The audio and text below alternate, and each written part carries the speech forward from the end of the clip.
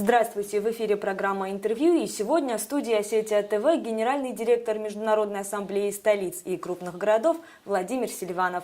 Владимир Ильич, добрый день. Добрый день. Вы прибыли в Северную Осетию в рамках работы форума «Мегаполис 21 век». Что планируется обсудить и чему посвящен форум? Значит, мы планируем провести здесь комплексное мероприятие с участием достаточно большого количества городов. У нас будет, кроме этого, совместно с Государственной Думой, Комитет Государственной Думы по жилищной политике и жилищно-коммунального хозяйства, Общественная палата, некоммерческое партнерство ЖКХ «Контроль». Затем, значит, примут участие ряд руководителей городов. Я скажу, что уже прибыл более 25 городов будет здесь. И приедут сюда руководители городов с Казахстана, с Киргизии, значит, будут здесь даже представители города Донецка приезжают сюда, тоже они будут участвовать в этом заседании, потому что они входят в МАК. Значит, входит 10 городов Юго-Востока, Украины входит в нашу ассоциацию. Здесь будет обсуждаться вопросы. И будет очень активно участвовать, и есть такая программа ООН, значит, по устойчивому развитию населенного пункта, ООН Хабитат называется они.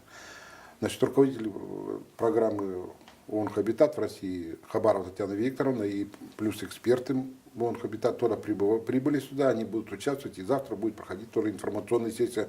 Это навстречу Всемирной конференции по населенным пунктам, которую проводит ООН в 2016 году.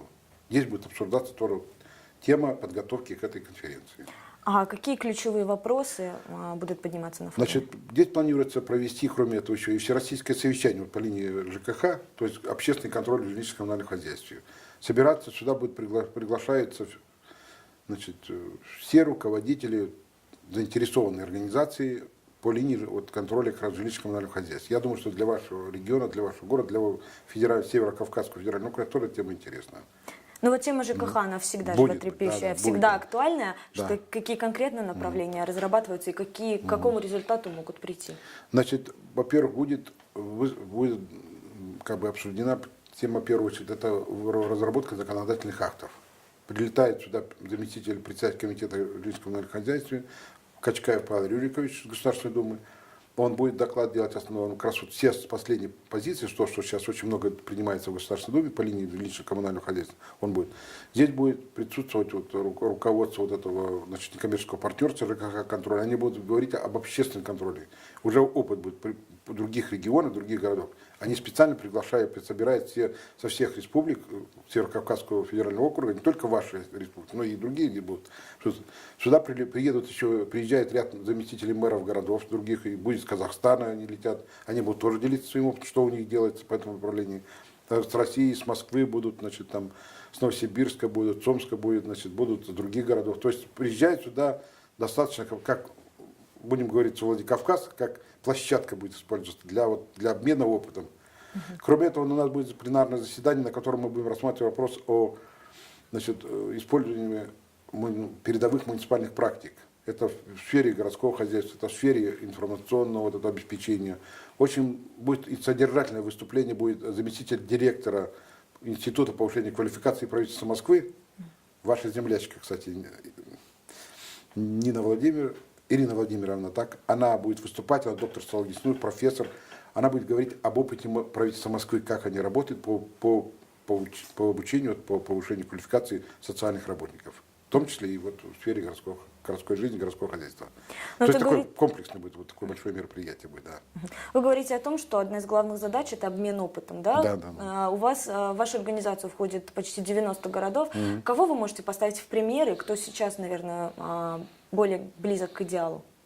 Я вам скажу, что, знаете, есть города, разные города разные. Вот так же, как ваш город. Ведь он же, что бы вы говорили, он же хороший город. Может, вот мы сегодня прилетели, проехали, показали нам город. Комфортный город, уютный сам по себе. Но, как и в любом городе, есть какие-то проблемы. Вот очень хорошая была промышленность Советского Союза в советское время. Сейчас стоит вопрос, и это надо делать. Сейчас надо это делать. У вас же и электроника была, и промышленность была, и горно-металлургическое оборудование здесь работало. Почему бы это сейчас вот не делать? Поэтому мы и пригласили сюда. И спасибо, значит, главе города вашего, главе администрации, это Дзантиеву Сергею Шеминовичу, он тот, который обратился к руководству Международной ассамблеи, а сейчас нашу ассоциацию возглавляет Аким Астаны, Тасмагомедов и Менгалин Нургалиевич и его руководитель представитель тоже будут здесь участвовать в этом мероприятии. И сказать, например, вот в Астане она новая столица. Там очень много по градостроительной политике. Очень много сделано сейчас в Хабаровске, красивый город. Тоже вы сами знаете, что после наводнения город очень здорово преобразился.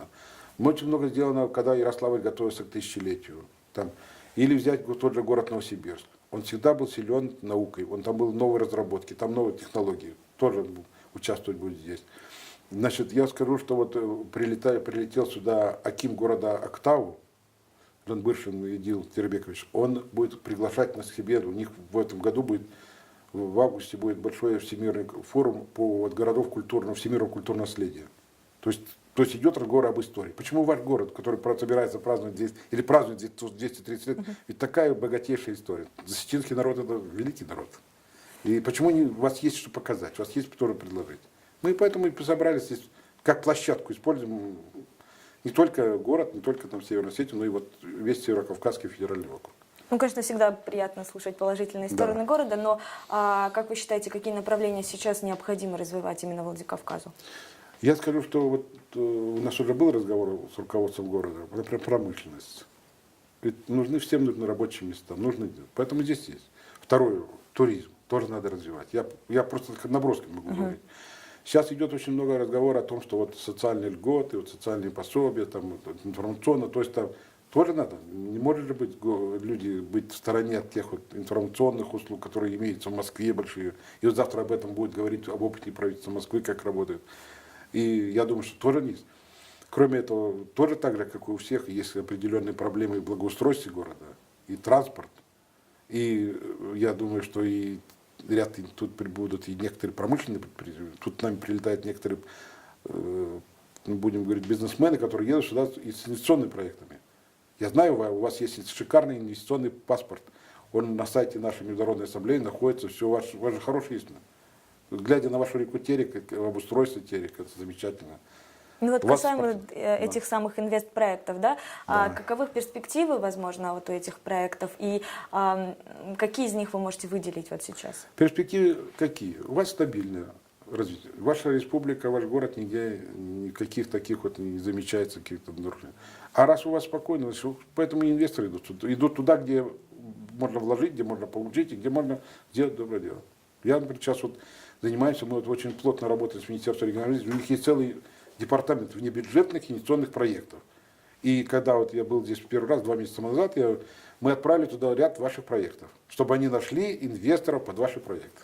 То есть и федеральный уровень, и здесь, и вот ООН «Хабитат», которые будут завтра проводить свою информационную сессию, они тоже как раз готовят для того, чтобы вот можно было сюда привлечь и зарубежных инвесторов, не только там российских там, или каких-то здесь отдельных.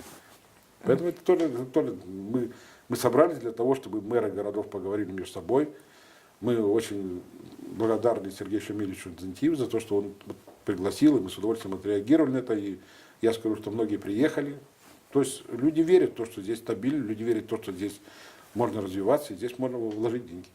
А какие конкретно проекты, вот как вы считаете, будут наиболее привлекательны для инвесторов? Я вам скажу, что у вас вот по спорту очень много хорошего есть. Может, я знаю, там и детские спортивные школы, и все. Я даже приехал, вот, хочу с вашим руководством проговорить, чтобы открыть здесь школу шахматную имени Карпова. У нас есть как бы определенная договоренность с Карповым, что, правда, по-моему, в Махачкале есть вот такая школа, но мы хотим предложить, чтобы у вас есть талантливые дети, почему им не делать? Мы вот сейчас были в Болгарии, проводили большое заседание, там, изучали опыт, вот, как участие в Всемирной торговой организации. Там мы хотим предложить, это тоже детский спорт, это. Затем у вас, вот сейчас, смотри, по туризму, гостиничный вот этот. У нас есть вот тот же Ярославль, они сейчас очень здорово, они как бы развиваются по туризму. И мы вот здесь будет завтра выступать заместитель мэра города Вологды, который сейчас борется, чтобы у них каждый год в город приезжал не менее 1 миллиона туристов. А почему в городу Владикавказу не побороться? Притом у вас есть федеральная поддержка хорошая сейчас. И руководство страны нашей, и правительство, они все как бы нацелены на то, чтобы Северный Кавказ в первую очередь развивать. Ну, мы все знаем, что Северная Осетия – это одна из самых густонаселенных республик, и всегда во Владикавказе город, в котором сосредоточено самое большое количество населения республики, здесь всегда возникают проблемы с жильем. Нехватка жилья, она всегда актуальна, эта проблема. А как вот МАК может помочь в решении этой проблемы и какие, может, шаги можно предпринять? Значит, есть разный опыт в разных городах. Есть опыт Москвы, в первую очередь, конечно, там есть. Есть опыт решения вопросов, значит, строить вот, значит, социальное жилье в ряде городов, например, и в Красноярске. Красноярск один из таких городов, который очень дорого. Есть опыт строительства вот этого коттеджного, у вас площадь не позволяет, коттеджного строительства. Есть фирмы, которые хотят прийти и могут строить только такое. Притом вот эти инвесторы, которые сейчас, они все же понимают, что в России жилье нужно. И это может только... То есть есть у нас партнеры, которые работают вот в этих направлениях, и которые могут привлечь сюда. И плюс ко всему, значит, стоит вопрос о том, что вот это, как будем говорить, что для молодежи это, им же не нужны коттеджи, им просто нужно жилье. Тогда создается семья, тогда появляются дети, появляется интерес и все. И плюс ко всему еще завтра будет говорить как раз о том, о строительстве детских садов, вот этих всех детских школ, значит, развития. То есть то, что президент России определил как приоритеты, это тоже будет завтра идти разговор. Завтра будет идти разговор отдельно по участию интеграции городов, не только России, но и стран СНГ, вот в это сформируем вот это евразийское экономическое пространство. У нас создан специальный совет под руководством нашего международного. Его возглавил Сергей Юрьевич Гладис, вы знаете, это представитель президента, он нас возглавляет, он участвует в наших мероприятиях. То есть мы хотим предложить, что есть опыт той же Астаны, опыт, значит, Белоруссии. У нас в Беларуси Минск, Бобруйск, значит, там города Могилев, Гомель, они входят тоже в нашу ассоциацию. К сожалению, там часто крупные мероприятия проходят, поэтому никто от них не приехал. Но мы хотим предложить тоже их опыт. Почему не использовать? В конечном итоге формирование вот этого евразийского пространства – это ответ на то, что происходит сейчас там. У нас 10 городов Украины. Симферополь, Севастополь, теперь нашинские города. А эти города 10 наших. Весь Юго-Восток ходит в МАК. Ну, касаемо Юго-Востока. Завтра будет выступать представитель Ассоциации шахтерских городов Донбасса. Он прилетел, он специально приехал сюда, мэр города Донецка отправила, чтобы он выступил, рассказал. То есть мы эти вопросы будем тоже рассматривать. А вы говорили о том, что приезжают представители Донецка. С какой целью они приедут? Они приедут сюда для того, чтобы еще раз обозначить о том, что города и Украины, все равно 10 городов входят в нашу ассоциацию, они все равно видят развитие сотрудничества именно с нашими российскими городами, с городами стран СНГ. И они в первую очередь нацелены сюда. Города, именно городская власть, она вот ведет разговор о том, что мы предлагают они продолжать, никак не хотят они от нас отрываться. Ну, то есть городская власть, она как-то сама себя отделяет от государственной Нет, она не отделяет, власти. она просто обозначает, что города хотят жить в мире, согласии с российскими городами, с Казахстаном, Узбекистаном, там, и со всеми городами стран СНГ. А что касается самих городов, всех входящих в состав ассамблеи, одна из ваших главных задач – это обмен опытом между этими городами. Не только обмен опытом. Да. Значит, у нас есть свой электронный портал, у нас есть свой журнал, у нас есть очень хорошая, значит, такая электронная библиотека городских практик. Там почти 2000 вот на электронном портале, в электронном виде. То есть любой имеет доступ. Набрали, посмотрели, используют этот материал. У нас есть, кроме этого, мы сейчас вот группа журналистов издаем такой еженедельный информационный бюллетень. Вот где, в каких городах что есть, мы собираем все и вот показываем, где какие фестивали, где дети, где какие там дома строятся, где какие там, значит, инвалидные вопросы, где какие-то законодательные акты принимаются. Все размещается там. Для чего? Для того, чтобы это можно было использовать, особенно сейчас, когда меняется власть, в многих городах приходят к руководству люди, не имеющие опыта государственного муниципального управления. Приходят многие молодые, сейчас очень много молодых специалистов работает в городских и муниципальных образованиях, чтобы у них был опыт. И мы это с удовольствием им предлагаем, они все это у них свободно, они могут войти. Я вот недавно встречался с заместителем руководителя аппарата правительства Москвы. Они готовят сейчас, Москва третий год уже проводит, третий год будет в этом году, проводит международный московский урбанистический форум. Стал вопрос, значит, где взять материал об участии населения в управлении городом. В Москве это проблема. Они обратились к нам. Мы им дали нашу базу, они посмотрели, говорят, так вот, там все есть. Потому что там почти 100 городов. свои практики размещает. За что у нас город Владикавказ уже получал награды наши, за то, что вот реализовали в отношении детей. Я не так давно здесь вручал одну награду вашему директору школы, в школе, которой было 45 лет, директор получил нашу награду, нашей международной ассамблеи за то, что вот такое активно работает. Ваша замечательная музыкальная школа вот это. Я помню, я был на этом юбилее. Ну, то есть одна из главных задач, да, это такое информационное взаимодействие. Опытом, да, здесь, то есть, чтобы все хорошее нужно знать. Где-то какие-то есть изъяны, где-то что-то не получается, тоже чтобы знать. Но отрицательный опыт – это тоже опыт. Вот в МАГ входит 87 городов. Составляете вы какие-то рейтинги, возможно? Есть ли список городов? У нас есть конкурсы, почему? Ежегодно, вот и в этом году, в ноябре, в декабре мы будем подавать конкурс. У нас есть конкурс, уже мы его будем проводить в этом году 6 или 7 раз. Это конкурс называется «Город, в котором хочется жить». Конкурс, значит, городов стран СНГ и Евразес. И вот тут город. Второй у нас конкурс – это город в зеркале СМИ. Это мы как бы определяем лауреатов, победителей, кто вот по линии средств массовой информации, кто работает. В том числе и ваши, вы можете, приглашаем вас участвовать в этом конкурсе. Притом у нас подписывают руководители исполкома СНГ, Евразес, у нас международный, мы занимаемся как бы на вот такой СНГовской территории. Почему у нас организация межгородская, она как на территории СНГ вот такая как бы компактная, мобильная и О результатах конкурса можете нам рассказать, возможно, за 6 ну, лет? Вот я скажу, за 6 лет у нас участвовало в конкурсах где-то больше 120 городов. Значит, у нас есть, например, города, которые получали там, ну, каждый год мы их оценивали, и у нас 30-40 городов точно участвуют в каждом конкурсе, но где-то городов 10-15. Мы просто часто стали награждать город, что где хорошо. Мы награждаем за какие-то конкретные вот проекты. Нас награждают. Вот телевидение, радио, у нас различных форм собственности. Пожалуйста, почему мы не можем говорить, что вы в городе, который продвигает, повышает имидж города, который помогает городской власти именно в освещении жизни, почему вас не поощрить? Заслужили это? То есть, ну это, то есть выбирайте из тех, кто подает заявки, да, правильно? Да. У нас есть специальная конкурсная комиссия, они отбираются, делают. Все это там участвует и Всероссийский совет местного самоуправления, участвует Государственная Дума, участвует, значит, вот Евразес, интеграционный комитет Евразес, участвует исполком СНГ. Там первые лица подписывают этот диплом.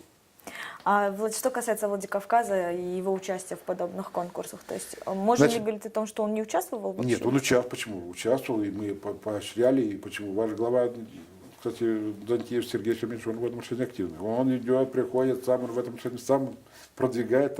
Притом, я просто сейчас вот так навскидку не могу сказать, чтобы не подводить, но то, что город Владикавказ был награжден, у вашего мэра есть такие, значит, дипломы даже. Владимир Ильич, что касается, опять-таки, работы МАГ, одна из главных задач – это повышение уровня жизни горожан. Да? Да. Какие проекты есть в этом направлении и где они действуют уже? У нас есть такая программа социально ориентированная – это горожане. Это у нас там, значит, здоровье, образование, значит, туризм. Сейчас мы стали заниматься миграционными процессами, потому что они для наших городов, особенно в первую очередь, вот российских крупных, это очень больная тема. Так, дальше. У нас есть, значит, программа, называется «Город и экономика». Вот эти инвестиционные предложения, которые мы тоже стараемся помогать инвесторам, потому что инвесторы идут, потому что у нас уже 15 лет МАГу, мы уже ряд руководителей вашего города наградили, и мы здесь наградим еще, я привез с собой специальные награды, мы будем награждать ряд руководителей ваших, в том числе и вашего города, и других городов здесь будем. Так, значит, у нас есть программа, которая касается городу называется. Она программа, которая касается городского хозяйства. Это и ЖКХ, это и транспорт, и все. Сейчас по транспорту очень много делается. И у вас, я знаю, тоже есть проблемы по транспорту, и общественный транспорт, и все. Почему? Вот мы тоже будем предлагать. И это, у нас есть проекты, вот как, например, в Липецке. Замечательный проект, вот эта электронная карта. Там, я скажу, ездить посмотреть. Есть благоустройство очень много, так, потому что и Челябинск, и сейчас, старый Новый Арбат, даже у меня на родине в Бурятии есть, в Улан-Удэ есть такой целый новый, Улан-Удэнский Арбат тоже есть такой. Есть города, где очень много делается вот и завтра будет, он, наверное, не знаю, будет он не будет, мэр города, глава города Листы, Намруев Вячеслав Хадык, он будет выступать о том, что рассказывать, как в Листе решается вопрос по значит, ремонту аварийного, ремонту старого жилья, ветхого жилья, как они решают вопрос о переселении вот этих, значит, аварийно-ветхого жилья. У них очень тоже стала проблема такая, она для всех городов. Я скажу, что в Омске, например, очень хороший есть опыт. К сожалению, вот не приедет сюда Виктор Филиппович Шрейдер, депутат Государственной Думы, бывший мэр города Омска, который очень много делает, как раз вот делает, заниматься по ремонту вот этих хрущевок, пятиэтажек. Все, их время пришло. Это тоже мы тоже стараемся показать, где, то, чтобы ваши руководители могли увидеть. Притом не только там на уровне главы города там, или председателя городской думы совета, но и на уровне городских структур. Я в прошлый раз приехал, я посмотрел, вот у вас есть единый центр, вот, который коммунальными всеми делами занимается. Я скажу, его покажут в субботу. В субботу мы покажем, значит, ряду руководителей, тех, кто приедет сюда вот на всероссийское совещание по проблемам ЖКХ, покажут, потому что они там, я знаю, готовятся. Там отлично все сделано было. Я лично обошел, посмотрел, мне очень понравилось. Ну, то есть на повестке дня, как правило, опять-таки социальные темы. Житейские темы, те, которые касаются горожан. А еще какие будут, возможно, вопросы затронуты в плане торгово-экономического развития и такого информационного взаимодействия городов? Значит, это касается, конечно, в первую очередь вот евразийской интеграции. Ведь сейчас смотрите, какая ситуация. У вас есть предприятие, что делают, производят. Повезти в Казахстан он не может, потому что там нет базы, куда привезти эти все. Это тоже сейчас логистические проблемы, вот, которые касаются евразийской интеграции. Это я просто маленький пример привожу. Или, например, из Казахстана привезти там куда-то в Оренбург там, или там Омск, которые города тоже. Где этот пример? То есть на уровне, если на уровне государства еще как-то все эти вопросы регулируют, то вот эти не всегда решены. И те проблемы, которые касаются государства частного партнерства, это вот очень проблема. Мы тоже занимались этим проблемами, тоже занимались. Нам приходилось разрабатывать, и вот я скажу, что казахские, например, у них уже давно принят закон о ГЧП, в это государственное партнерство. И у них в этом отношении, я скажу, самый продвинутый, наверное. Нам тоже надо делать, шевелиться быстрее, в том числе и нашей Государственной Думе. Что будет? Может, какой-то документ будет принят по итогам этой конференции? Будет принята резолюция, там, где рекомендации будут. Вот мы специально подготовили сборничек вот этих передовых практик. Я могу даже показать. Он такой толстый, но на CD-дисках, потому что там 400 страниц. И мы просто CD-диски раздадим. Специально издали журнал, посвященный как раз городу Владикавказу, его 230-летию и все. И в субботу, я думаю, что руководители городов, которые приедут сюда, они посмотрят, побывают на фестивале пирогов. Насколько мы знаем, я никогда не был, не видно, что это такое, и как с этим бороться. Люди посмотрят. Нам покажут, значит, ваши еще и другие места тоже. Мы тоже, то есть не только вот там вы нам слушайте, но и мы хотим и ваши посмотреть. У вас есть очень много национального, будут концерты, будет это все. Города с удовольствием приедут и поучаствуют в праздновании 230-летия города Владикавказа. Ну что же, в завершении, как вы сами говорили, в этом году Владикавказ празднует 230-летие. Да. Что вы в этот год пожелаете нашей столице? Вы знаете, хотел бы пожелать городу Владикавказу, как городу воинской славы. Все равно я военный. Значит, комфорта, благополучия и развития. И процветания, наверное. А людям спокойствие. То, что сейчас мы видим с вами там в Украине, в украинских городах, конечно, мы бы не хотели. А ваша и республика, как раз нужно подчеркнуть, и город показывает стабильность. И как бы там ни было, наша ассоциация с удовольствием продвигает ваш опыт. Что ж, спасибо вам за теплые слова, спасибо за интересную беседу. А я напоминаю, что в студии Осетия ТВ сегодня был генеральный директор Международной ассамблеи столиц и крупных городов Владимир Селиванов. Всего доброго.